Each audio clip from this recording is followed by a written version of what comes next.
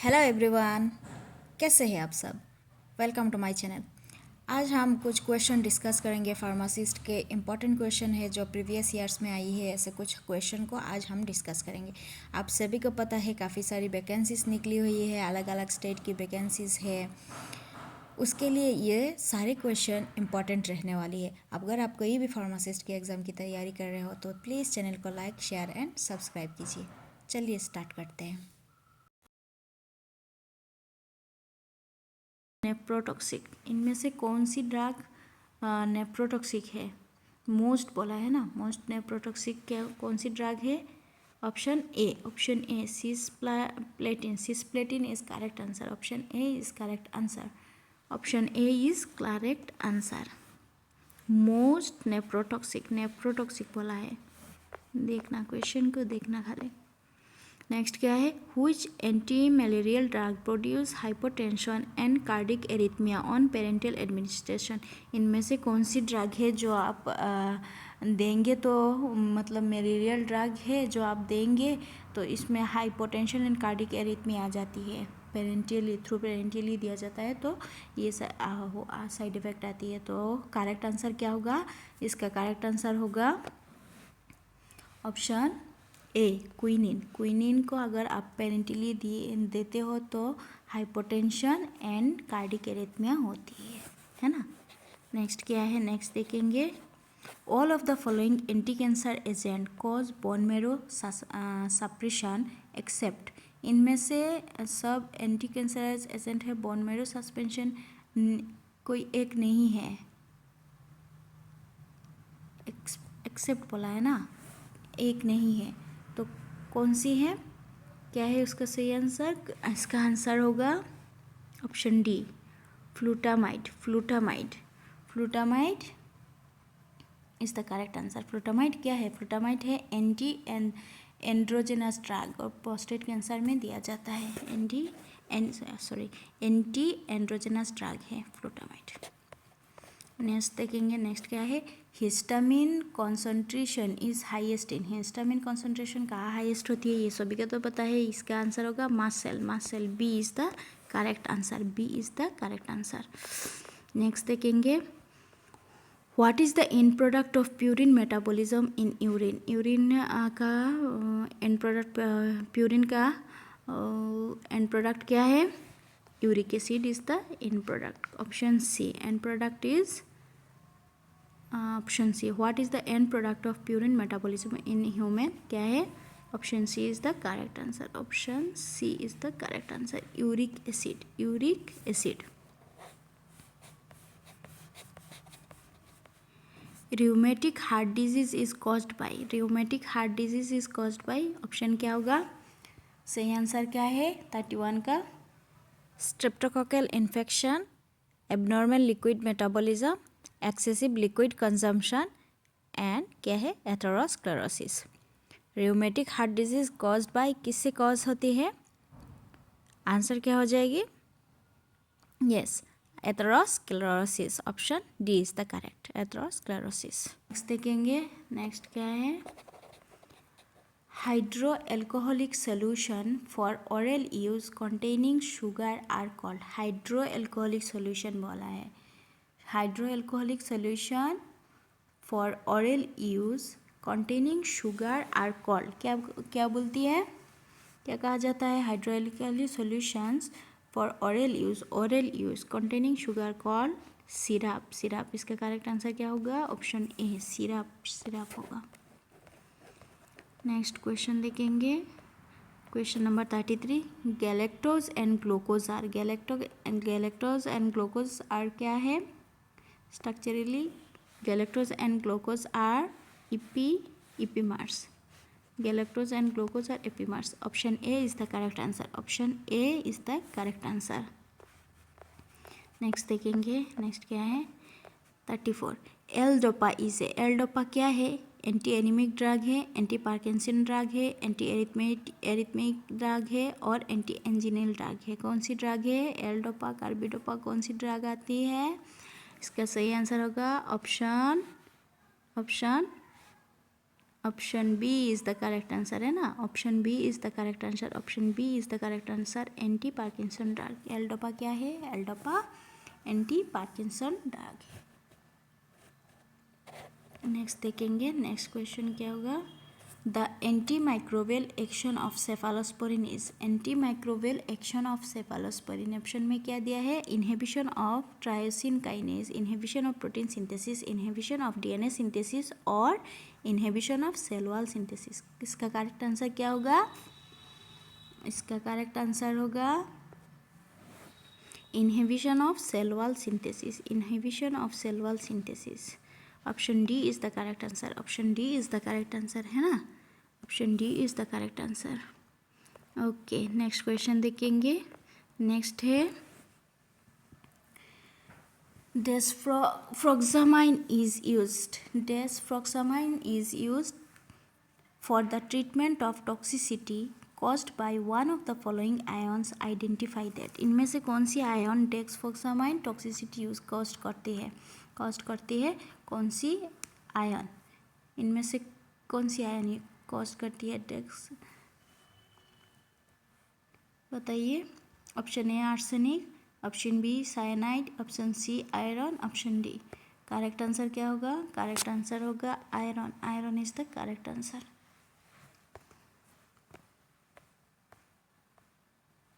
Option C is the correct answer, option C is the correct answer.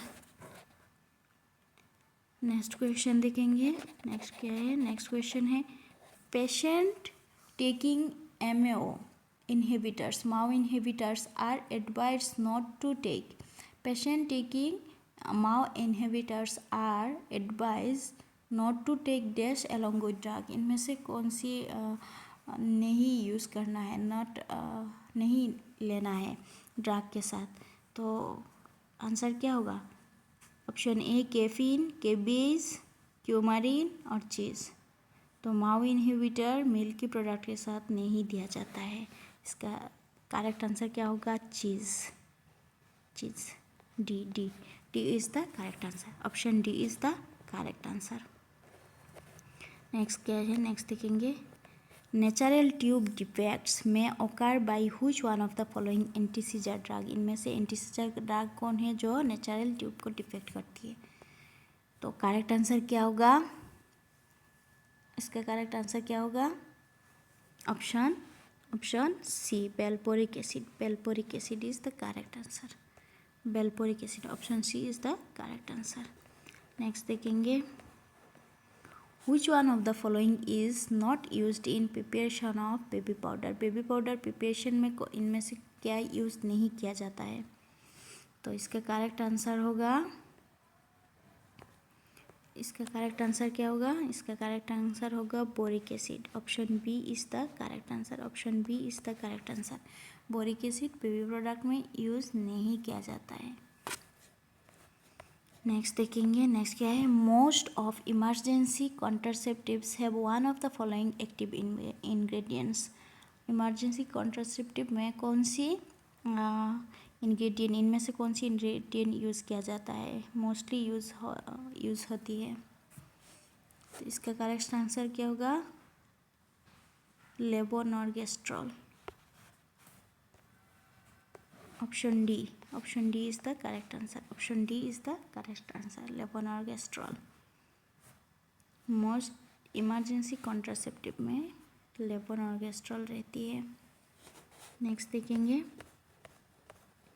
Amino acids are the terminal form of, amino acid are the terminal form of air. तो सभी को पता है proteins, इसका answer क्या होगा, B, B is the correct answer, B is the correct answer, option B is the correct answer. Next देखेंगे, next है pericardium is the outer layer of, pericardium इनमें से कौन सी ऑर्गन का आउटर लेयर है, मायोकार्डियम, पेरिकार्डियम कौन सी किसकी होती है, हार्ट की होती है, option B is the correct answer, option B is the correct answer. Pericardium कहा देती है, outer layer of heart, heart के आउटर लेयर को पेरिकार्डियम कहा जाता है। नेक्स्ट देखेंगे the condition of inability of blood to carry enough oxygen is called, condition of inability बोला है, inability of blood carry enough oxygen is called, क्या कहा जाता है? Option A anaemia, B blood pressure, C arthritis और osteoporosis. Correct answer क्या है? इसका करेक्ट आंसर होगा anaemia. Anaemia, option A is the correct answer. Option A is the correct answer. Next देखेंगे, नेक्स्ट क्वेश्चन क्या है? Which one of the following is not a granulocyte. Which granulocyte, इनमें से कौन सा नहीं है? इनमें से ग्रेनुलोसाइट कौन सी नहीं है? तो करेक्ट क्या है? D is the correct answer, monocyte. Lymphocyte और मोनोसाइट ग्रेनुलोसाइट्स कहा जाता है ना, और न्यूट्रोफिल, बेसोफिल और एसिनोफिल को ग्रेनुलोसाइट कहा जाता है।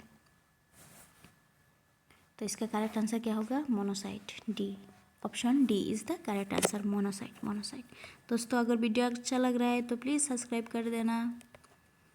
न्यूक्लियोटाइड कॉन्सिस्ट ऑफ न्यूक्लियोटाइड में क्या रहती है? Nitrogenous base, pentose sugar, phosphate group, all options are correct. इनमें से कौन सी करेक्ट है? ऑल ऑप्शंस आर करेक्ट, सभी ऑप्शन करेक्ट है। न्यूक्लियोसाइड में नाइट्रोजनस बेस होती है, पेंटोज शुगर भी होती है, फॉस्फेट ग्रुप भी होती है ना। तो इसका करेक्ट आंसर क्या होगा? All of the above. Next देखेंगे दोस्तों, अगर कुछ गलत हो रहा है तो प्लीज़ कमेंट में बता देना, और कोई डाउट होगा तो प्लीज़ कमेंट कर देना। नेक्स्ट देखते हैं, which one of the following cells are responsible for bleeding and clotting factor. इनमें से कौन सी ब्लीडिंग एंड क्लॉटिंग बोला है ना, ब्लीडिंग एंड क्लॉटिंग और ब्लीडिंग के लिए कौन सी रेस्पॉन्सिबल है? WBC, RBC, बैरियर सेल और प्लेटलेट्स। कौन सी है? Correct option is C, platelets bleeding and clotting के लिए रिस्पॉन्सिबल है। नेक्स्ट देखेंगे, Which one of the following is or are present in small intestine। इनमें से कौन सी स्मॉल इंटेस्टाइन में प्रेजेंट है? स्मॉल इंटेस्टाइन का पार्ट क्या है? डिओडेनम, जेजुनम, इलम, ये तीनों तो स्मॉल इंटेस्टाइन के पार्ट है ना। तो ऑप्शन क्या होगा? D is the correct answer. ये तीनों स्मॉल इंटेस्टाइन में प्रेजेंट होती है। तो इसका करेक्ट आंसर क्या होगा? Option D is the correct answer.